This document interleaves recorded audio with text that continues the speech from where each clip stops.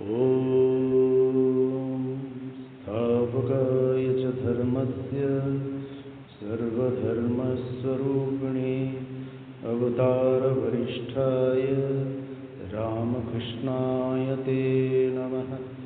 जननीं शारदां देवीं रामकृष्णं जगद्गुरु पादपद्मे तयो श्रित्वा प्रणमामि मुहुर्मुहुः। ॐ हरिर्नाम हरिर्नाम हरिर्नामैव केवलं कलौ नास्त्येव नास्त्येव नास्त्येव गतिरन्यथा। जैसा कि सूचना में आप लोग देखे होंगे कि आज से हम लोग नारद भक्ति सूत्र पर चर्चा शुरू करने जा रहे हैं, या आज से नारद भक्ति सूत्र पर चर्चा होगी।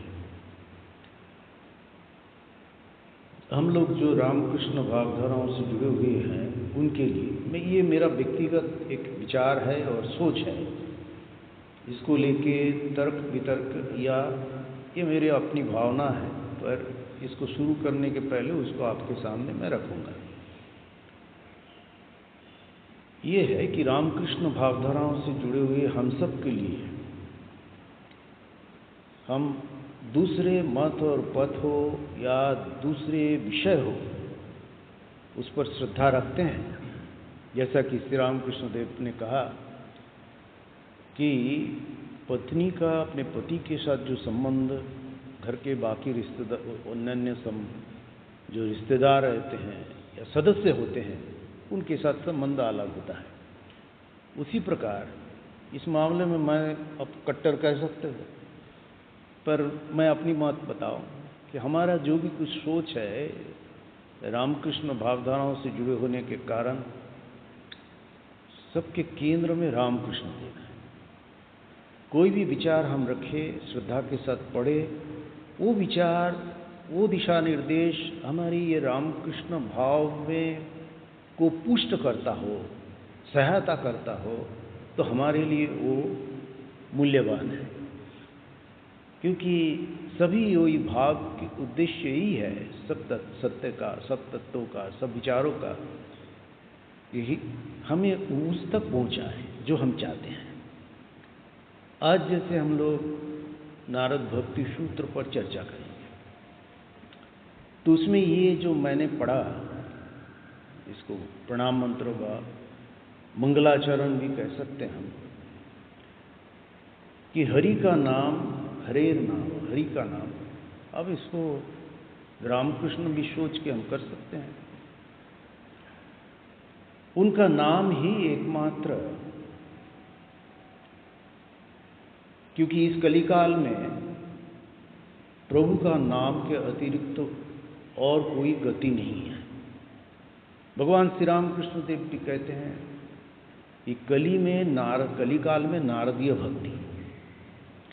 उसमें एक बात श्री रामकृष्ण देव और एक जगह कह रहे हैं कि कलियुग में जीव का प्राण अर्थात जीव अन्नगत प्राण अर्थात शारीरिक रूप से, मानसिक रूप से उतना स्ट्रांग नहीं है जो किसी जमाने में हुआ करता था। लोग बड़े शक्तिशाली हुआ करते थे, दिन दिन उपवास किया करते थे। उपवास मतलब ये नहीं कि खाने का आइटम बदल जाए, वो उपवास नहीं, सचमुच में कुछ नहीं खाते थे, पूजा करके रात को शाम को अन्न ग्रहण करते थे, या जो भी सिस्टम जो जैसा फॉलो करता था।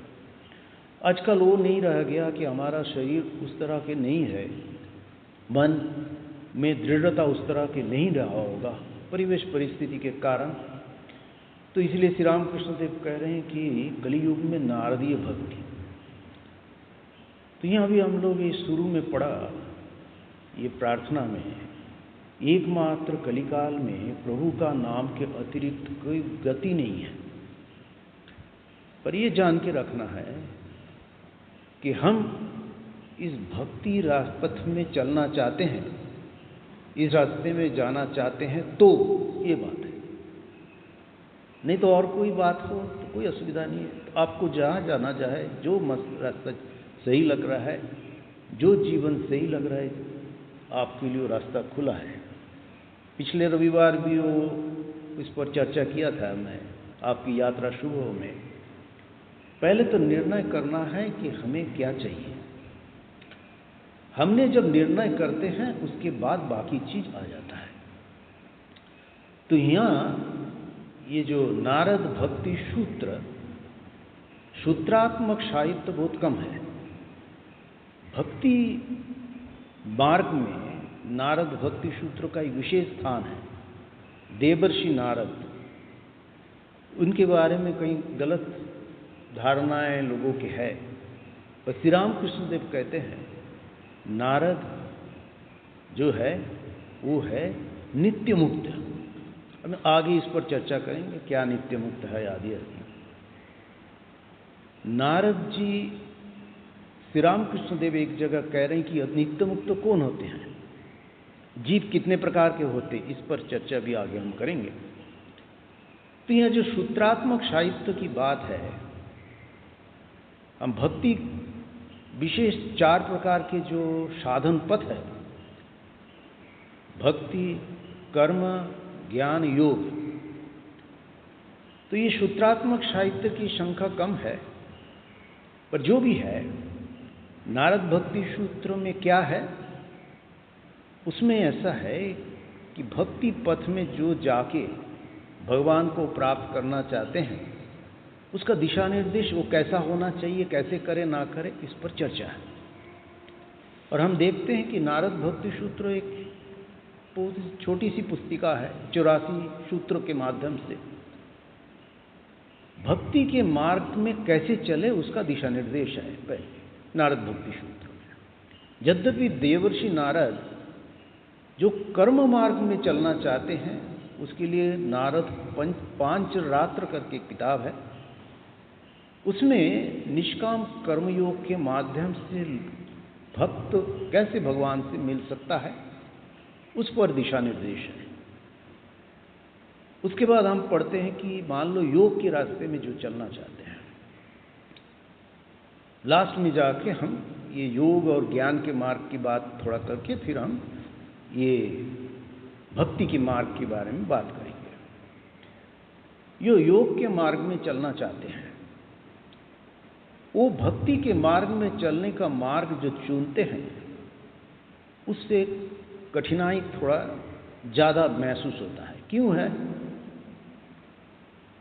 योग हम पढ़ते पातंजलि योग सूत्र, श्री पातंजलि ने योग सूत्र हमारे सामने रखे, वो भी सूत्रात्मक साहित्य है जिसमें साधक ने जो साधना की है, उस साधना करते हुए जो वो रास्ते में जो जो कठिनाई उससे महसूस हुई, जो दिशा निर्देश उन्हें अनुभव हुआ, उस अनुभव को अपनी बुद्धि के सहारे बस वो जो देखा, इसलिए साधक को हमारी यहाँ ये भी कहा जाता है, ये जो मंत्र या सूत्र जो हमारे सामने आता है उसको कई बार कहते हैं कि जिन्होंने देखा उसको ऋषि कहते हैं। ऋषि किसे कहा जाता है? न ऋषयो मंत्र द्रष्टारः, जो मंत्र को देखते हैं, सूत्र को देखते हैं। ये सूत्र को इक्वेशन भी कहते हैं। अब शास्त्र की भाषा में सूत्र का अर्थ क्या है उस पर भी हम आएंगे। तो योग सूत्र में कहा जाता है कि योग क्या है, उसमें ये कहा गया योग चित्त वृत्ति निरोध, चित्त की वृत्तियों को निरोध करना। अब चित्त को सागर के साथ भी तुलना किया गया है। सागर में जैसे हर लहरें रहती है, उठते रहता है, नीचे जाता है, ऊपर उठता है, बंद नहीं होता है, उसी प्रकार चित्त में विचार की लहरें कभी बंद नहीं होता है। स्वप्न में, निद्रा में भी वो लहरें चलते रहती जाता है। तो इसको रोकना कितने कठिन है। हमारी इस जन्म के कर्म संस्कार, इमोशन, पिछले जन्म के कर्म संस्कार, इमोशन सब मिला के इतने स्ट्रांग है लहरें, उसको रोकना कितना कठिन हो जाता है। इसीलिए ये रास्ता, इस कठिन रास्ता को योग के मार्ग से चलने वाले हैं, उसके लिए शारीरिक मानसिक रूप से उतना सबल कठिन होना पड़ेगा। हर प्रकार के एक्सटर्नल कंट्रोल या जीवन उस तरह के होना जो श्री रामकृष्ण देव इसीलिए कह रहे हैं कलिकाल में नारदीय भक्ति और जीव अन्नगत प्राण, अर्थात थोड़ा सा भी शारीरिक रूप से मानसिक रूप से इतने अटैच्ड है शरीर मन में, शरीर और मेंटली फिजिकली इतने वीक है इस हिसाब से, ताकि थोड़ा सा भी इधर उधर हो सहन नहीं कर पाते हैं। तो इसीलिए भगवान को पता था कि इस युग के लिए ये रास्ता सर्वश्रेष्ठ है, और वो क्यों है उस पर भी हम आगे आएंगे।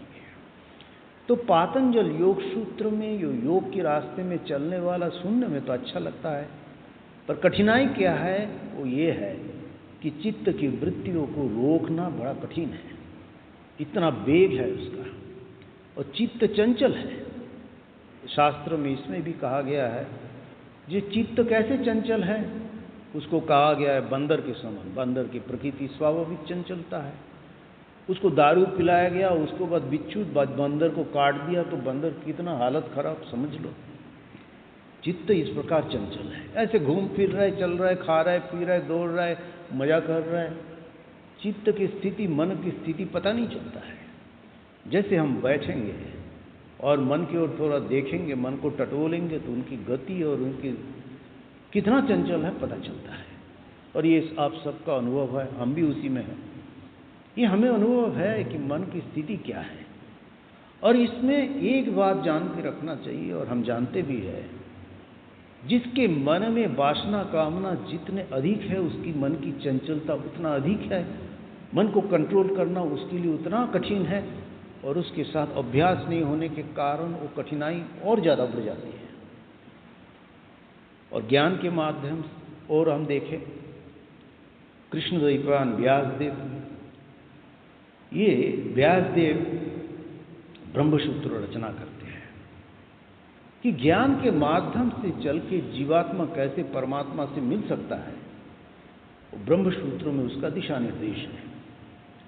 पर आज की हमारा चर्चा का विषय ये नहीं है, इसलिए हम उसमें विशेष नहीं जा रहे हैं। वो कठिन कितना है इसको समझाने के लिए हम कह रहे हैं। ज्ञान के मार्ग से जो चीज से हम अपरिचित है, सदा देख रहे हैं, जिसके साथ विचार कर रहे हैं, व्यवहार कर रहे हैं, उसे कहा जा रहा है कि ये सत्य नहीं है। क्या सत्य है? एकमात्र ब्रह्म सत्य, जगत मिथ्या है, माया का सत्य है। मिथ्या एक दृष्टि से नहीं कि वो है ही नहीं है, पर हमारा जो स्वरूप है, मेरा जो स्वरूप है, उस जगत का जो स्वरूप है वो ये नहीं है जो मुझे दिख रहा है, ये भेद दिख रहा है। पर इस चीज को अनुभव करना, समझना, इस चीज को शुरुआत करना ही कितना कठिन है, क्योंकि हम तो सदा देख रहे हैं, ये भेद देख रहे हैं, सब अलग अलग है। तो हम कहाँ से समझिए कि ये ब्रह्मसूत्र अहम ब्रह्मास्मि किसका प्रैक्टिस ही नहीं, अभ्यास में नहीं है। हम इसका उल्टा अभ्यास जन्म जन्म करते चले आ रहे हैं। तो एक जन्म में हम कैसे समझे? अभ्यास शुरू कर सकते हैं, पर कठिनाई यही है कि ये हमारे जीवन के अभ्यास के साथ अभ्यास नहीं है। हम इससे अभ्यास नहीं है, कभी किए नहीं, और कभी किए नहीं। इस जन्म में करने में हमें कठिनाई महसूस हो रहा है, उसमें समझना चाहिए पिछले जन्म में भी हम इस पर अभ्यास नहीं किए होंगे, और वो पुराने कर्म संस्कार कितने स्ट्रांग होंगे ताकि हमें ये समझने ही नहीं देते हैं, अभ्यास करने ही नहीं देते हैं। जैसे कहते हैं कि ये मिथ्या है। मिथ्या है माने क्या है? मेरा शरीर सत्य नहीं है। अरे शरीर में 24 घंटे लगे हैं, शरीर को लेके खान पान लेके, ये खाए कि वो खाए, ये ठीक रहेगा कि वो ठीक रहेगा, पानी बाएं हाथ से गिलास उठाए कि दाहिने हाथ से गिलास उठाए, इतने अटैच्ड है, इतने एक्सटर्नल चीज़ों के साथ अटैच्ड है। और ये कहेंगे कि भैया हम ब्रह्मभाषी, बोलने से नहीं होता है, तभी सब ब्रह्मज्ञानी बन जाते हैं। कितने कठिनाई है। अब आप किसने पानी में हो, वो आप मन को टटोलने से पता चल जाता है मैं कहाँ हूँ। इसीलिए श्री रामकृष्ण देव जानते थे, भगवान जानते थे, इसलिए कह रहे हैं कलिकाल में नारदीय भक्ति।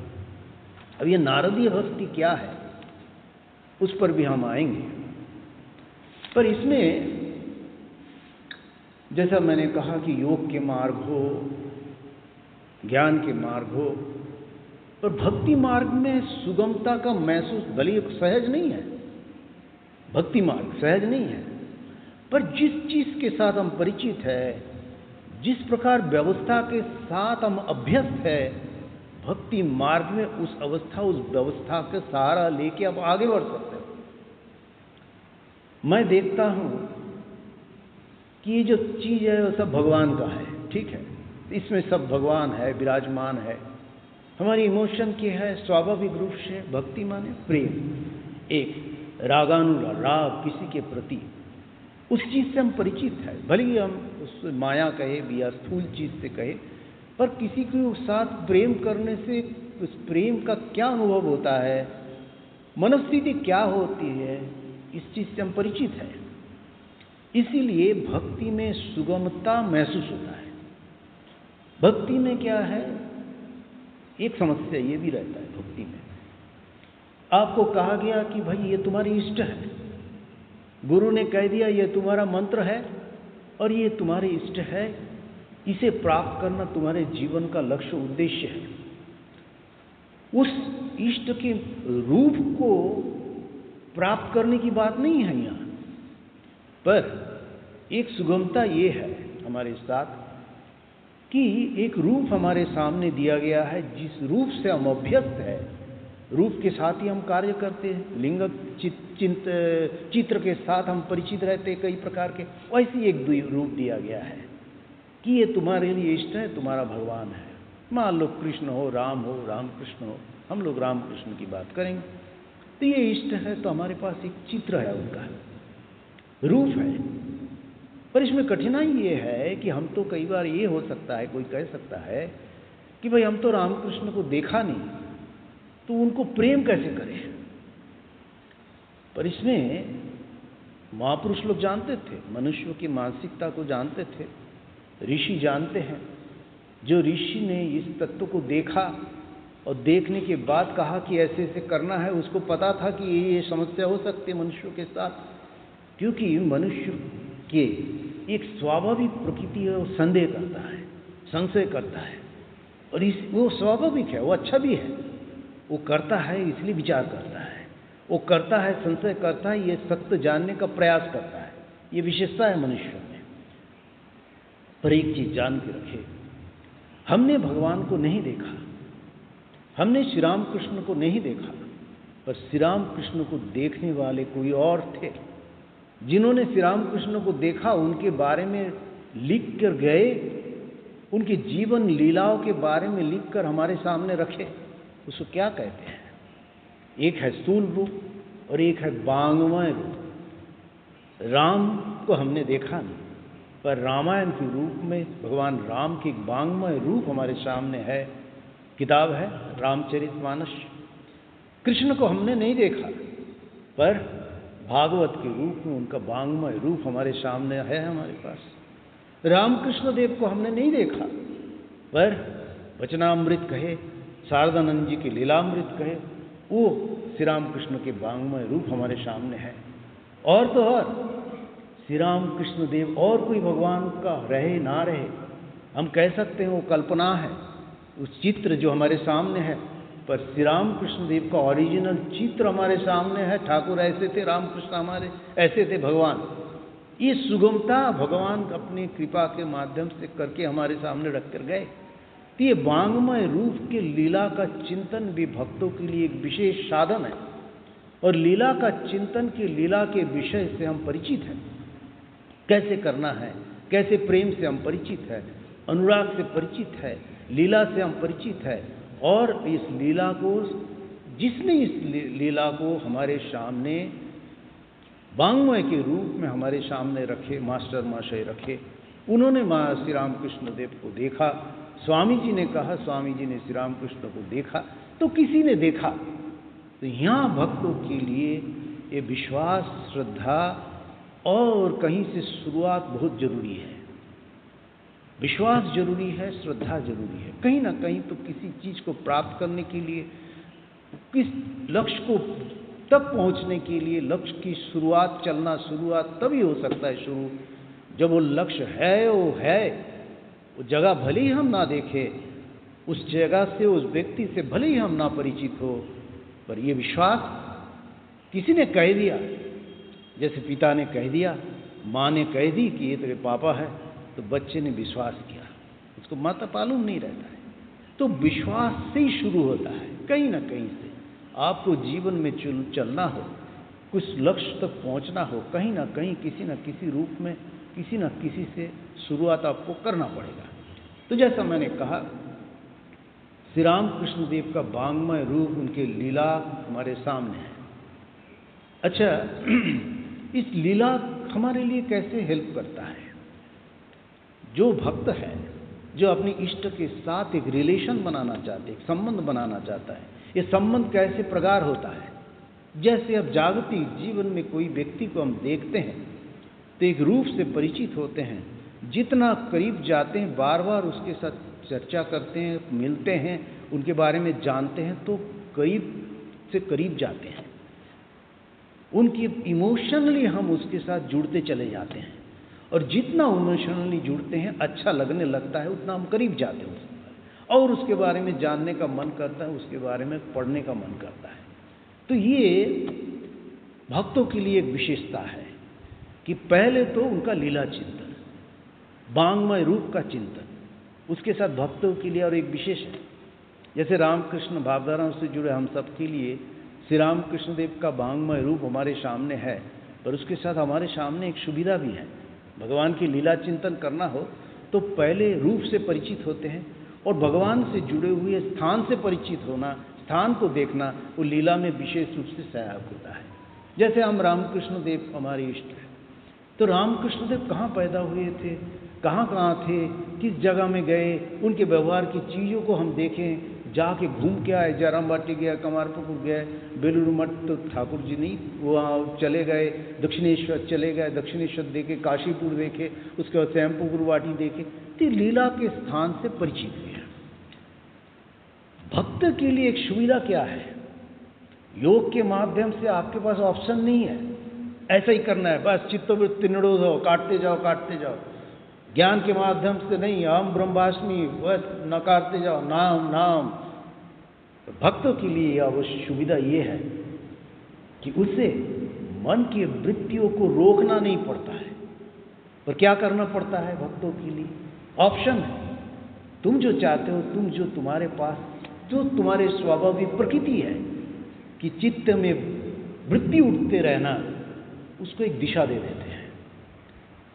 जैसे देखो, कई बार अब गांव में, ये शहर में देखने को मिलता नहीं, गांव में हम देखते हैं कि वो गाय को जो है रस्सी लंबा करके खूंटे में मालिक बांध के ऐसे खूंटा गाड़ देते हैं, और वो चढ़ते रहता है, पूरा चढ़ लेते हैं।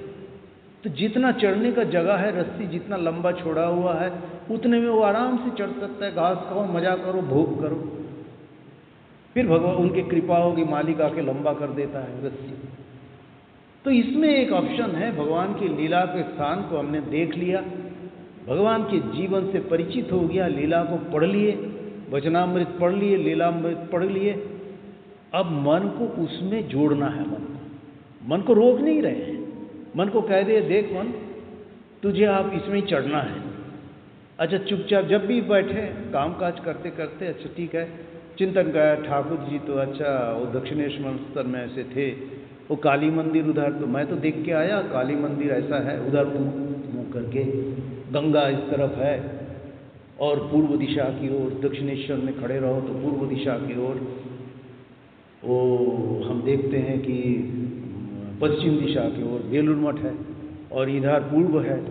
तो इधर जो है हम दक्षिणेश्वर में देख के आए, बेलतला है, झाऊतला है, उधर है, और इधर काली मंदिर है, ठाकुर के रूम घर इधर था, इधर नावत है, ये हम देख कर आए भगवान की लीला के स्थान।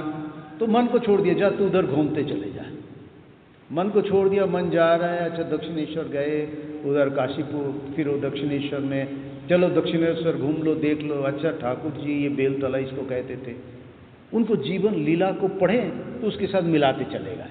मन को एक एंगेज कर दिया, एक जगह बांध दिए, इससे बाहर नहीं जाना है, पर मन को रोका भी नहीं, रोकना नहीं है। अब देखे होंगे छोटे बच्चे को माँ बार बार बाहर खेलने के लिए भाग जाता था, माँ ने कुछ खिलौना ला के घर में बोला, जब बैठ जा, ये खेल, बाहर मत जाना, धूप बहुत है, तेज है, उधर मत जाना। वो बच्चे आप उसमें खेल रहा है, मजे में है।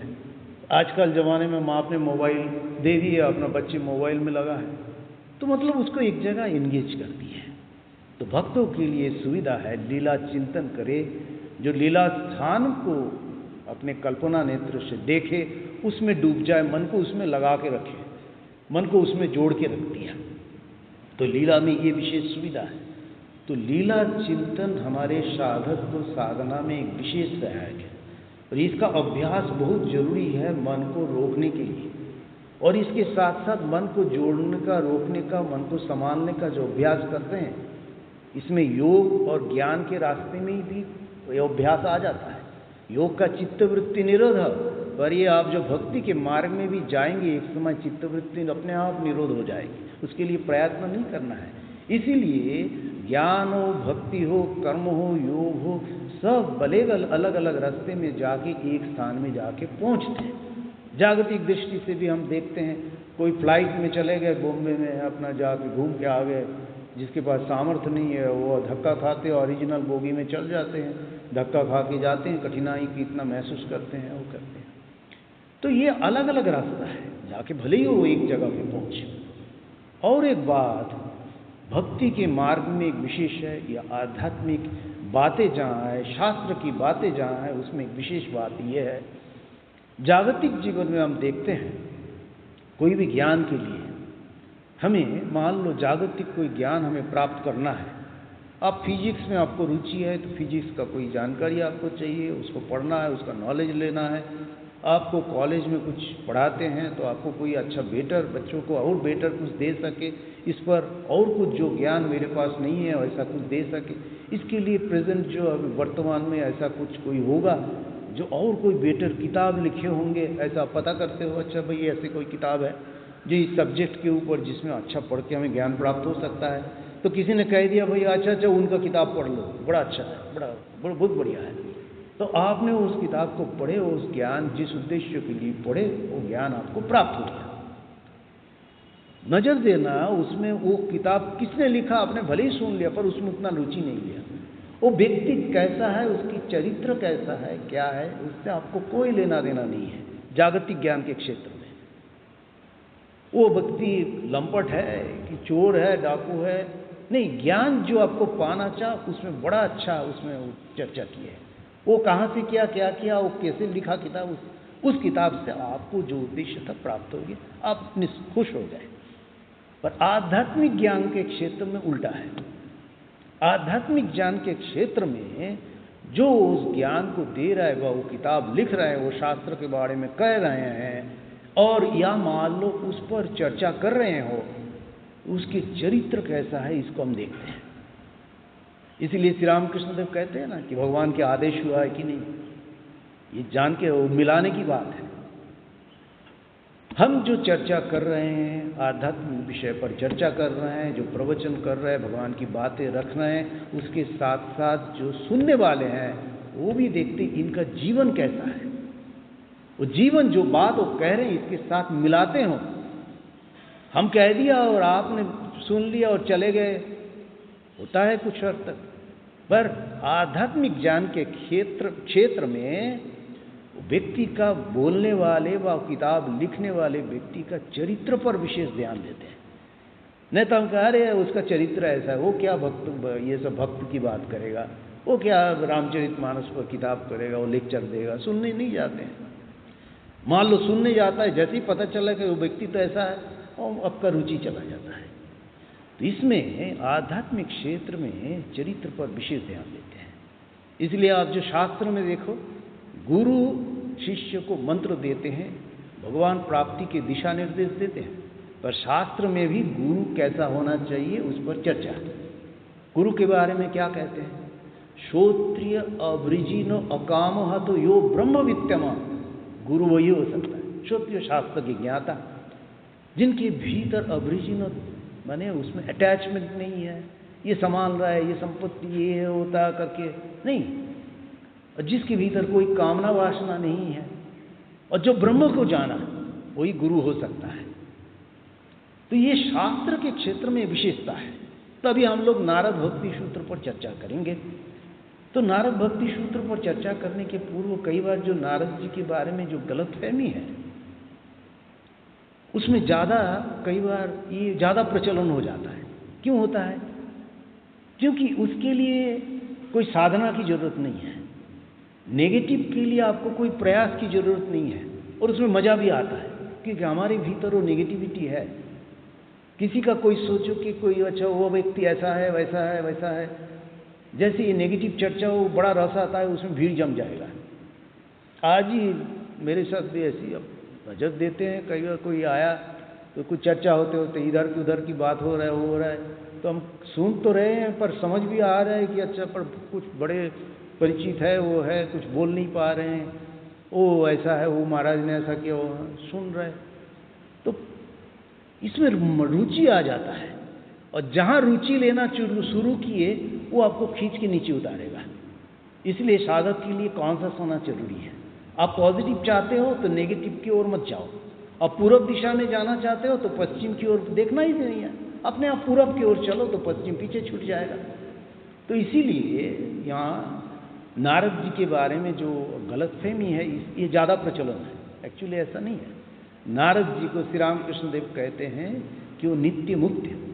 अच्छा, ये नित्य मुक्त क्या चीज़ है, इसको भी थोड़ा जाने, ये जरूरी है, क्योंकि जब भक्तों के लिए भी ये जानना विशेष जरूरी है। हम किस स्थिति में है, मैं कहाँ खड़ा हूँ, तब चलना तो वहीं से शुरू होगा ना। श्री रामकृष्ण देव कहते हैं कि मनुष्यों की बात कर रहे हैं, जीव की बात कर रहे हैं। जीव मतलब से मनुष्यों की बात समझे, क्योंकि बाकी सब भोग जो नहीं है, उसमें कुछ डेवलपमेंट की बात नहीं है, नीचे जाने का ऊपर जाने की कोई बात नहीं है। जितना लेके आए उतना खर्च हुआ, फिर दूसरा जन्म। तो श्री रामकृष्ण देव के जीव 4 प्रकार के होते हैं, आप लोग जानते भी हैं, इतने सालों से सुन रहे हैं, सब जानते भी हैं। पर ये एक चर्चा इसीलिए कि ये बार बार मन को सुनते सुनते, इसलिए श्री रामकृष्ण देव, मैं जैसा कहता हूँ कि भक्तों को भगवत प्रसंग को करना चाहिए, सत्प्रसंग सच्चर्चा करना चाहिए, बार बार सुनना चाहिए, क्योंकि उसके अभ्यास नहीं है हमें। तो जितना हम सुनते जाएंगे उतना अभ्यास से अभ्यस्त होते जाएंगे, ऐसा अभ्यास डेवलप होते जाएगा। तो 4 प्रकार के जीव हैं। अब हम समझ ले कि मैं कहाँ हूँ, ये हमें समझ में आएगा। और ये भी जान के रखे, मन हमें भुलाता है, मन हमें समझा देता है, अरे तू तो नित्य मुक्त हो गया, हम भी खुश हो रहे हैं। मन भी हमें गलत रास्ते में ले जाता है, तब वो पकड़ना है शास्त्र की बात और विवेक को। वो अधध चुक, हमें पता है हम किस स्थिति, बोले हम लोग कहते हैं हम क्या माल है, हमें पता है। तो श्री रामकृष्ण देव कहते हैं जीव 4 प्रकार की, बद्ध जीव, मुमुक्षु जीव, मुक्त जीव, नित्य मुक्त जीव, 4 प्रकार के। अब बद्ध जीव कहाँ है? बस खाओ पियो मजे करो, बस मस्त रहो, कमाओ खाओ भोग करो, बस यही जीवन है। ये बद्ध जीव बड़ा अच्छा है, कोई असुविधा नहीं है, जैसा है करो।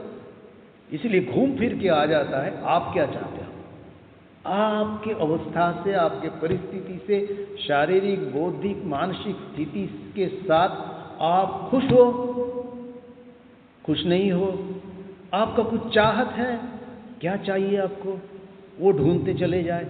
हमें लग रहा है कि नहीं, ये तो देख लिए, जैसा कि पूर्वराज ने कहा, वो कितने जन्म जन्म भोग कर लिए। स्वामी जी भी एक जगह, कितने जन्म तो संसार के भोग सुख पे भोग करके जीवन नष्ट कर दिया, एक जन्म भगवान के काम के लिए नष्ट हो गया तो क्या फर्क पड़ता है। कर्म संस्कार बनता नहीं, निष्काम भाव से भगवान की काम करोगे, चिंतन करोगे, अच्छा करते चले गए और बस वो खत्म हो गया, तो भगवान देखेंगे, ये भाव हो सकता है। तो जो मैं कह रहा था, बद्ध जीव का कोई लेना देना नहीं है, धर्म से कोई लेना नहीं है। ठाकुर के पास भी आते थे ऐसे बद्ध जीव, अपने दोस्त के साथ आ गया, और वो दोस्त शायद दोस्त अपने दोस्त को लेके आए 2-4, तो वो तो भक्त है, ठाकुर की बात ध्यान से सुन रहे, और बाकी थोड़ा सा ये कर रहे एक दूसरे को, तो ठाकुर भी तो समझ जाते थे। तो बोले अच्छा जाओ जाओ तुम लोग बिल्डिंग देख के आओ, उधर मंदिर देख के आओ, घूम के आओ, थोड़ा गंगा किनारे घूम के आओ। वो लोग भी खुश हो जाते थे। कई बार तो कोई भक्त कहते थे, अरे तुम बैठना चाहो बैठो, हम थोड़ा नाव में जाके बैठते हैं। उस समय तो गाड़ी वाड़ी उतना नहीं था, नाव में आना जाना, नाव में जाके बैठते, क्योंकि उसमें रुचि नहीं आ रही, मजा नहीं आ रही, क्योंकि वो चाहते ही नहीं। उस बद्ध जीव है, ये जो बद्ध जीव नहीं है वो समझ सकते हैं, जो मुमुक्षु है वो समझ सकते हैं। इवन ये भी जान के रखिए, बड़ा कठिन है जीवन। हमको लग रहा है मैं मुमुक्षु हूँ, ये भी भ्रम हो सकता है। बड़ा सावधानी रखना चाहिए, और मैं किस गड्ढे में हूँ वो मैं ही समझ सकता हूँ बार बार। इसलिए आत्मविश्लेषण, आत्मचिंतन भक्तों को, जो भक्तों है लगता है जिसको, उसको करना चाहिए। तो बद्ध जीव हो गया। मुमुक्षु माने मुक्त होने की इच्छा जिसमें है, वो मुमुक्षु और भीतर से है। नहीं, सचमुच में मुझे कुछ चाहिए, बेटर चाहिए। बेटे तो खा पी के ले लिया, ठेप सब हो गया, बच्चे बड़े हो गया, वो अपने अपने बिजी है, क्योंकि वो जीवात्मा को, अब बच्चे भले ही हमारी है, और वो भी तो पास पास कर्म संस्कार लेके आए। इस जन्म में मेरा बेटा बह के पैदा हुए, उसका भी तो एक पास संस्कार है, इच्छा चाहत, वो उसका भी अलग है। तो वो अपने अनुसार चलेगा। वो अलग हो गया, अच्छे संसार का देखो, बेटे को वो इतना पाल पोस के बड़ा किया, इतना कुछ किया, वो ऐसे ही है, करे तो बहुत अच्छा है। पर ये बच्चों को आपने जो ठीक ठीक संस्कार दिया, पाल पोस के बड़ा किया, वो दायित्व है, वो आपका मजबूरी भी हो सकता है, ये भी जान के रखिए। आपने वैसे करने में बाध्य हुए हैं, वो आपके पास संस्कार आपको करने में बाध्य किया। जागतिक जीवन में इसमें कोई खराबी नहीं है, सब ठीक है। तो मुमुक्षु मुक्त होने का चिंता। श्री रामकृष्ण देव और एक जगह उदाहरण देते हैं, मछली पकड़ने का उदाहरण देते हैं। जाल घेर के मछली पकड़ रहे लोग, तो जो बद्ध जीव है वो जाल को मुंह में लेके वो मिट्टी में चले गए। मिट्टी में वह सोच रहे कि बस मैं तो खुश हूँ, मैं बच गया हूँ। इधर पकड़, पता नहीं जाल पकड़ के जब खींचेंगे तो वह एकदम सब खींचते चले आएंगे, जाल के में फंसा हुआ है। मुमुक्षु जो है कूद के, आप लोग जो लोग देखे होंगे तालाब में मछली पकड़, कुछ कूद के भागने का कोशिश करता है, भाग नहीं पाता है, पर कोशिश है, वो है मुमुक्षु। कुछ मुक्त है, और कुछ मछली देखी कूदते कूदते जाल के बाहर एकदम जोर से मारा, छलांग भाग गया, तो मुक्त है। और कोई नित्य मुक्त फांसता ही नहीं उसमें जाल में। नारद नित्य मुक्त जीव है। कैसे? श्री रामकृष्ण देव और एक उदाहरण देते हैं। श्री रामकृष्ण देव के लीला चिंतन या जीवनी वगैरह पढ़ के सिर्फ इंफॉर्मेशन के लिए नहीं है, साधना में ऐसे मिलाते हैं, यही साधना का ही काम है। साधक को ये सब चीज़ जो है शास्त्र वो दिशा निर्देश देते हैं। अच्छा ये ठीक है, चलो चलते चले जाओ। श्री रामकृष्ण देव और एक जगह उदाहरण देते हैं, मुक्त जीव और नित्य मुक्त में फर्क बता रहे हैं। नित्य मुक्त फंसता ही नहीं, नारद आदि नित्य मुक्त जीव। कैसे? दोनों में अंतर, मुक्त जीव और नित्य मुक्त में अंतर क्या है? मुक्त जीव को श्री रामकृष्ण देव उदाहरण देते, लकड़ी का टुकड़ा नदी में आराम से तैरते हुए चले जा रहे हैं, पर एक चिड़िया भी बैठे वो डगमगाने लगता है, इतना हल्का है, इतना जो लकड़ी का टुकड़ा है। पर नित्य मुक्त जीव को श्री रामकृष्ण देव उदाहरण दे रहा, ठोस लकड़ी नदी में देते हैं, एकदम ठोस लकड़ी, तैरते हुए जा रहे हैं, उसमें हाथी भी चढ़ा दो वो बहा के लेके चला जाता है। नारद ऐसी है। दस्यु रत्नाकर को उनको दिशा दिए, भगवान की ओर उसके जीवन को मोड़ दिए, वाल्मीकि बन गए, ऋषि वाल्मीकि।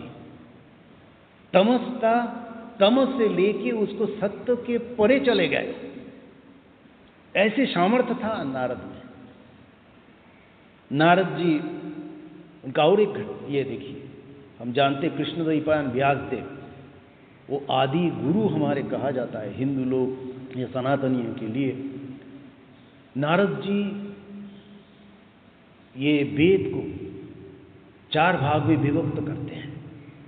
नारद जी ब्रह्मसूत्र के नारद जी, वेद व्यास जी ने ब्रह्मसूत्र की रचना करते हैं। वेद व्यास जी महाभारत के रचनाकार, कई पुराणों के रचनाकार। उसके बाद भी एक दिन सरस्वती नदी के किनारे बैठे, दुखी है, मन में आनंद नहीं है, भक्ति की महत्व बताया जा रहा है यहाँ। तो नारद जी आ गए, पहुँच गए, भगवान आप इतने उदास क्यों हैं, दुखी लग रहे हैं आप, क्या बात है? बोले नहीं, सब कुछ तो कर दिया, पर शास्त्र की इतने तत्व की बात हो, सब हो गया, पर मन में आनंद नहीं है, खुश नहीं है। ये देखिए नारद जी आदि गुरु भी कह सकते हैं उनका हमारे लिए, वो आचार्य कह सकते हैं, इसलिए भक्ति के आचार्य कहे जाते हैं, महान आचार्य, श्रेष्ठ आचार्यों में से एक। आपने भगवान की लीलागान नहीं की है, इसलिए आपके मन में शांति नहीं है, क्योंकि वो स्वाभाविक प्रकृति है प्रेम, उस प्रेम का स्फुरन नहीं हुआ आपके भीतर, जैसे मान लो नारद जी ऐसे कहते हैं। उसके बाद वेदव्यास जी ने भागवत की रचना करते हैं, और उसके बाद वो तृप्त हो जाते हैं। तो ऐसे नारद जी इसीलिए जो भक्तों को भगवान से मिला देते हैं, जो तमस में अंधकार में डूबे हुए हैं, उसको उठा के प्रकाशमय राज्य में पहुंचा देते हैं, सिर्फ दिशा देते हैं। पर इसमें एक बात है, साधना खुद को करना पड़ेगा। जिसको कहते दस्यु रत्नाकर, पवित्र राम नाम भी उससे मुख से निकालता नहीं था। ऐसे कहा है, आप लोग पढ़े होंगे, हम लोगों ने सुना, ऐसे पढ़ा कि मरा मरा जब करते थे, मतलब राम के उल्टा। ये शास्त्र में वो सही था कि गलत था, इस चक्कर में ही ना पड़े। शास्त्र में इस दिशा निर्देश ये कहानी के माध्यम से समझाया जा रहा है कि आप कितने भी डूबे हुए, कितने भी नीचे क्यों ना हो, पर आप भगवान के शरण में आ जाओ तो आप तामस के अंधकार से प्रकाशमय राज्य में आप जा सकते हो। पर साधना आपको करनी पड़ेगी, किसी भी रास्ते में क्यों ना जाओ। तो इसीलिए ये नारद भक्ति सूत्र में एक विशेषता ये है कि भक्तों को भगवान से मिलाने के लिए नारद जी ने हमारे सामने दिशा निर्देश दिए। और जब साधक ये साधना के बाद क्या करते हैं, साधना में जो सत्य को देखते हैं, वो शब्द के माध्यम से हम अपने भावनाओं को व्यक्त करते हैं। और वो हमारे मुनि ऋषियों ने कितने इनके भीतर शास्त्र ज्ञान से लेके कितना समझ था कि सूत्र मतलब क्या है। बहुत से भावनाओं के और बड़ा लंबा भावनाओं को कुछ सामान्य 2-4 शब्दों के माध्यम से वो हमारे सामने रख देते थे। उसको सूत्र कहा जाता है, इक्वेशन कहते हैं। अब जैसे E=mc² जानते ही हैं आप लोग, उस पर हम ना ही जा रहे हैं। तो देखिए कितने संभावना उसमें छुपा हुआ है और कितने प्रैक्टिकल है। सूत्र का और एक अर्थ हुआ है संस्कृत में, सूत्र धागा को भी कहा जाता है। अब देखो श्री राम गीता में, भगवत गीता में भगवान कह रहे हैं, अपने आप को क्या कह रहे हैं, ये 7वें अध्याय के 7वां श्लोक है, मत्तः परतरम न्यान्यत किंचिदस्ति धनंजय मयि सर्वमिदं प्रोतम सूत्रे मणिगणा इव। और ईशावास्यम इदम सर्वम, भगवान सर्वत्र विराजमान है, वही है। भगवान कह रहे हैं मैं सूत्रे मणिगणा इव, जैसे वो मणि अर्थात वो कहे कि जिसको कहते हैं कि क्या कहते हैं मणि को, जो माला के जो धागे के पिरोया जाता है जिसको कहते हैं, हाँ, और एक शब्द है मेरे को ध्यान नहीं आ रहा है उसमें, या फूल के माला, तरह तरह के फूल के सुगंध बिखरे हुए हैं, तो किसी ने वो धागे से उसको पिरो के एक रूप दे दिया। तो सब विविधता रहने के बाद भी वो एक रूप, विशेष रूप प्राप्त किए और वो भगवान की पूजा के लायक हो गया या दूसरे को सम्मान के लायक बन गया माला को। तो इसी प्रकार भगवान कहते हैं कि मैं सूत्र में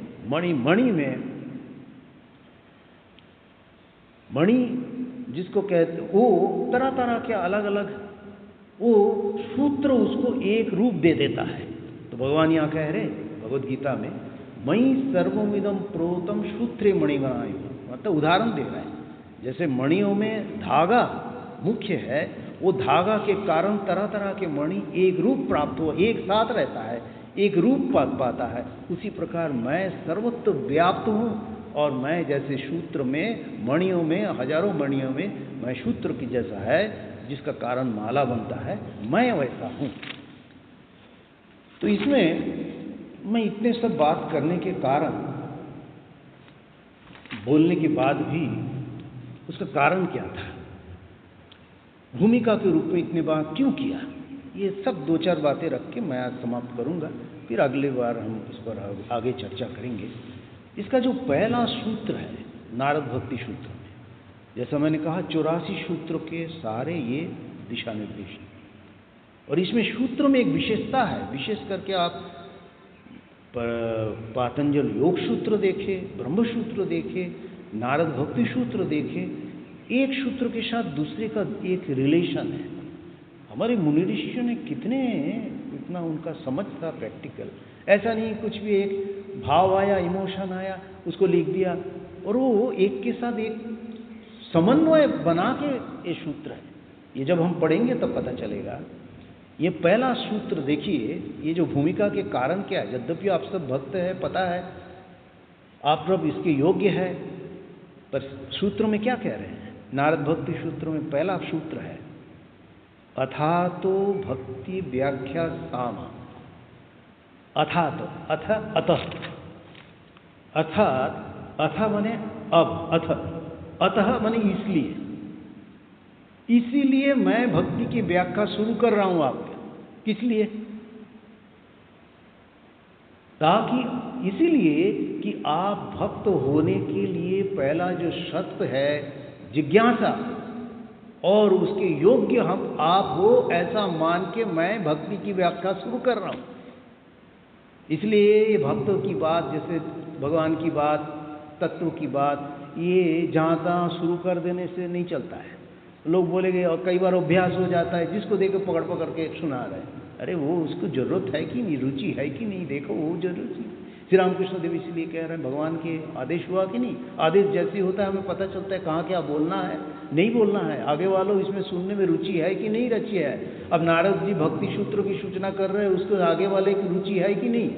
भागवत के परीक्षित के ये हमारे सुखदेव जी ने शुरू किए, उनके मन में वो जिज्ञासा था, ऐसी जिज्ञासा था, और जीवन का और कुछ ही समय बचा है, कुछ ही दिन बचा है, अभी भगवत प्राप्ति नहीं होगी तो क्या होगा, ऐसी छटपटाहट है, इसलिए शुरू की है, ऐसी जिज्ञासा। इसीलिए शास्त्र में शुरू में कह रहा है अथा, तो अथ बने अब बने, अब योग्य बने, अब जिज्ञासु है, आपके मन में भक्त होने की वासना है, आपके मन में भगवान प्राप्ति की इच्छा है, इसीलिए मैं आपको भक्ति के बारे में आपको कह रहा हूं।